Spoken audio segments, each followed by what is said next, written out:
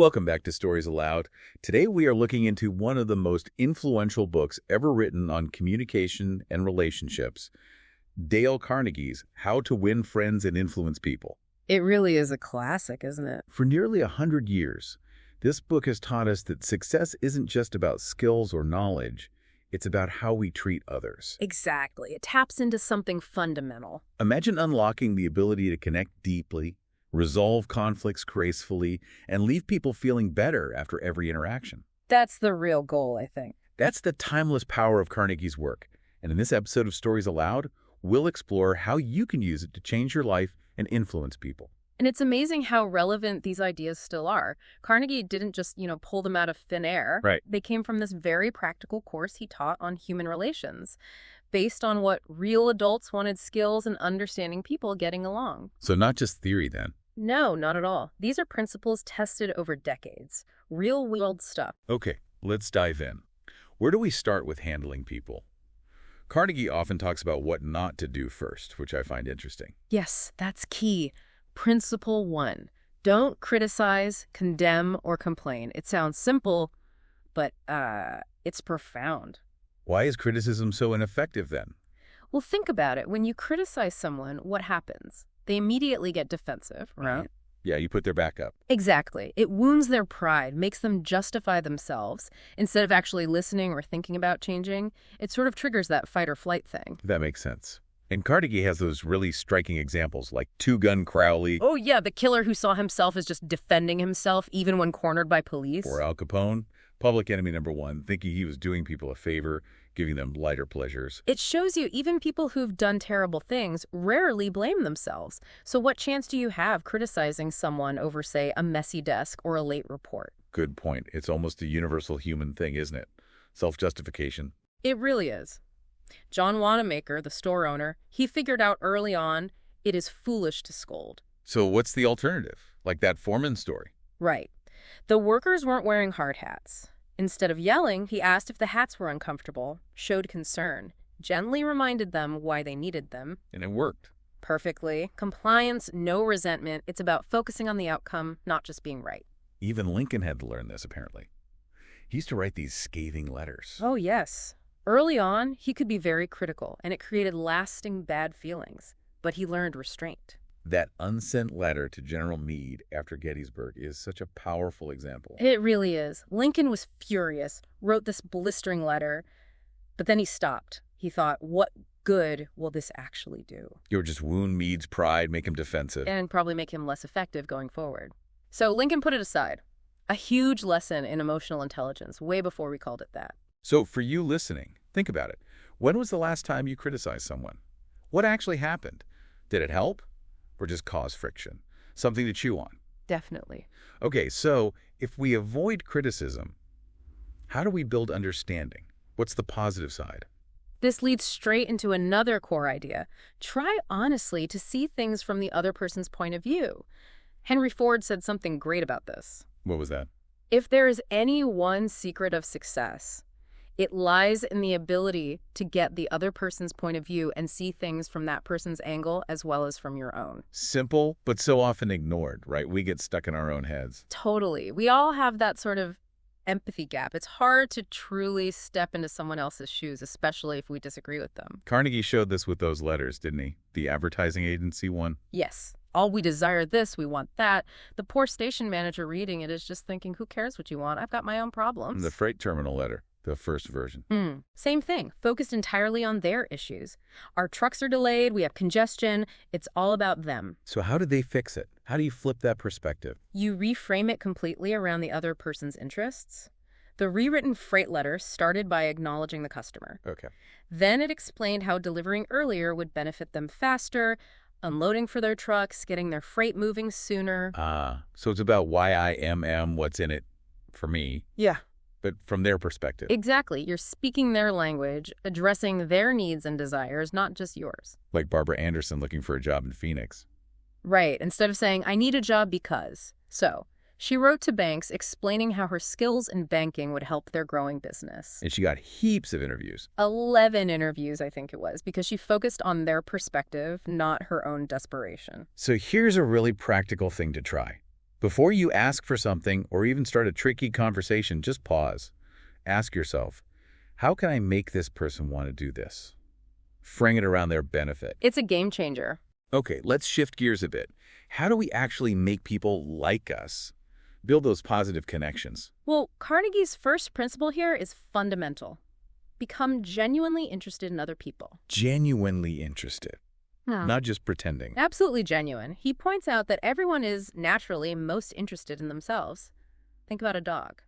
Like his dog, Tippy. Exactly. Tippy didn't have to try to make people like him. He was just genuinely frightened to see them, interested in them.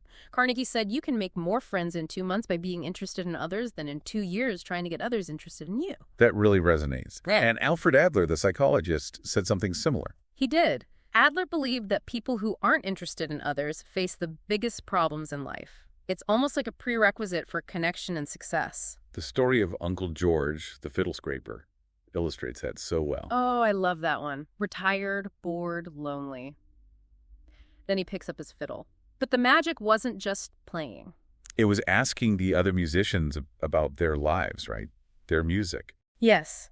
He got genuinely interested in them, their stories, their passions. And suddenly, he had this rich, connected life full of friends, all from shifting his focus outward. It works even at the highest levels. Theodore Roosevelt. Astonishingly popular, wasn't he? And not just with important people, his own staff, like his valet, his kitchen maids. Because he remembered details. Yeah. Called them by name. Yeah, asking Alice about her cornbread, greeting staff personally, little things that showed he saw them as individuals, that he was genuinely interested in them. It makes people feel valued. So how do you cultivate that if it doesn't come naturally? It's a conscious effort, I think. Ask open-ended questions. Really listen. Find something you can be genuinely curious about in the other person, like C.M. Naffel, the fuel salesman. The one who couldn't sell to the chain store executive. Right. Tried for years. Then, after learning this principle, he changed tack. He asked the executive for help understanding chain stores for a debate. Clever. Tapped into the executive's passion. Exactly. The guy talked for 2 hours, loved it, and then offered Naffel the fuel order.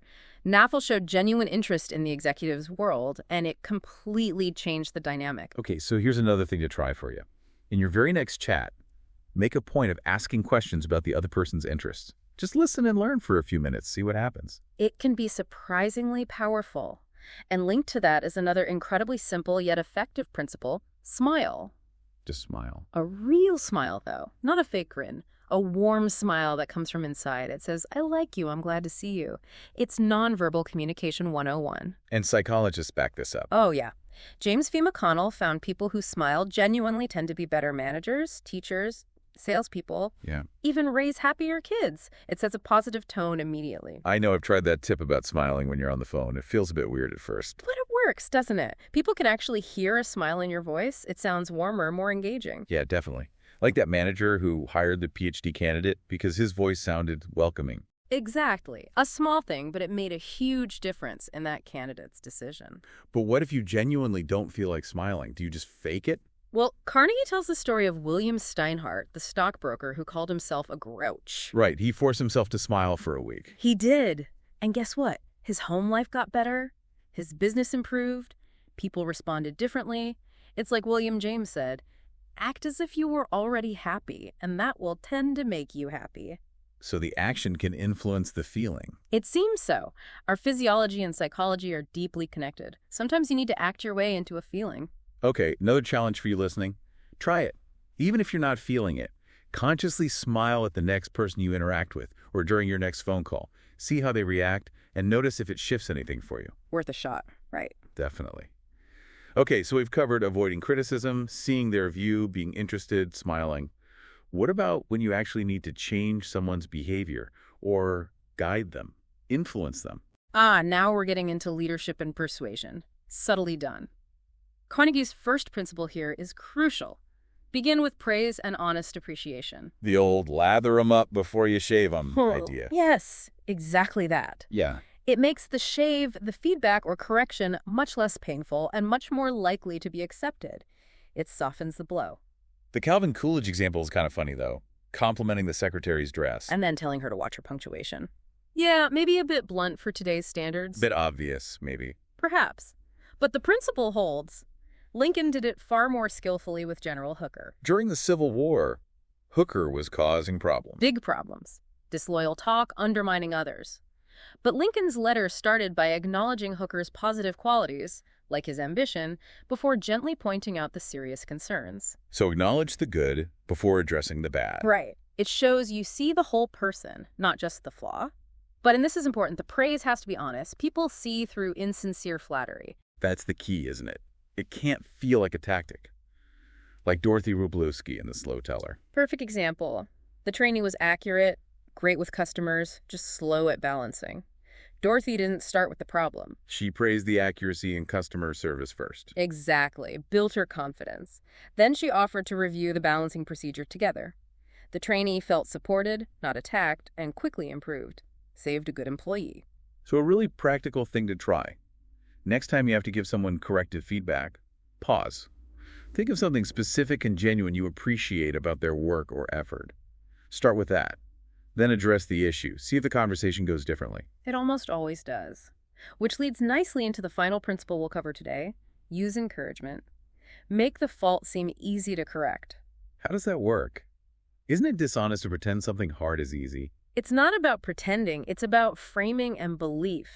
Telling someone they're stupid or hopeless at something just crushes their motivation. Yeah, they'll just give up. Exactly. But if you express faith in their ability to improve, highlight their strengths, and break the task down, making it seem less daunting, you empower them. You build their confidence that they can do it. Like the guy taking dancing lessons. Yes. The first teacher just listed all his mistakes, totally discouraging. The second teacher said, you've got a natural sense of rhythm, maybe stretching the truth a bit. But it worked. It made him want to cry, believe he could get better. Precisely. It changed his self-perception. And the story of Clarence Jones's son, David, is just incredible. The boy labeled brain damaged. Yes. Struggling terribly after an accident. But his dad saw his interest in electronics, which needed math, so he didn't focus on the brain damage label. He turned math into a game, made it seem achievable. Yeah, used flashcards, timed them, celebrated every tiny improvement. He framed it as something David could master, and the change was unbelievable. He got good at math, won science fairs. Made the honor roll. His whole life trajectory shifted because his father used encouragement and made the challenge seem surmountable. He unlocked David's potential. Wow, that's powerful. So final thing to try for you. Think of someone you know, maybe even yourself, who's struggling with something. How can you offer genuine encouragement? How can you frame the challenge to make it feel less overwhelming, more achievable? Express belief in their ability to figure it out. You might just help them discover strengths they never knew they had. Looking back at all these principles, they're almost a century old, but they don't feel dated, do they? It's not about manipulating people. Not at all. It's about understanding fundamental human needs, the desire for appreciation, for importance, for understanding. When you approach interactions with that genuine spirit, everyone benefits. It creates a much more positive, productive way of relating to each other. Absolutely. These really are practical things to try. It boils down to shifting your focus from yourself to the other person. Empathy, connection, simple courtesy, they have immense power. So here's a final thought to take away. What if, in your very next interaction today, maybe buying coffee, talking to a colleague, calling a family member, you consciously tried just one of these things? A genuine smile, remembering their name, asking about their passion, and really listening. Exactly. Just one small shift. What kind of ripple effect could that start in your day and maybe even beyond? It's about lifting people up, not pushing them. True success comes not from pushing people, but from lifting them. This is the heart of Carnegie's message. Share this and join us at Stories Aloud for more wisdom in every story. Until next time, keep listening.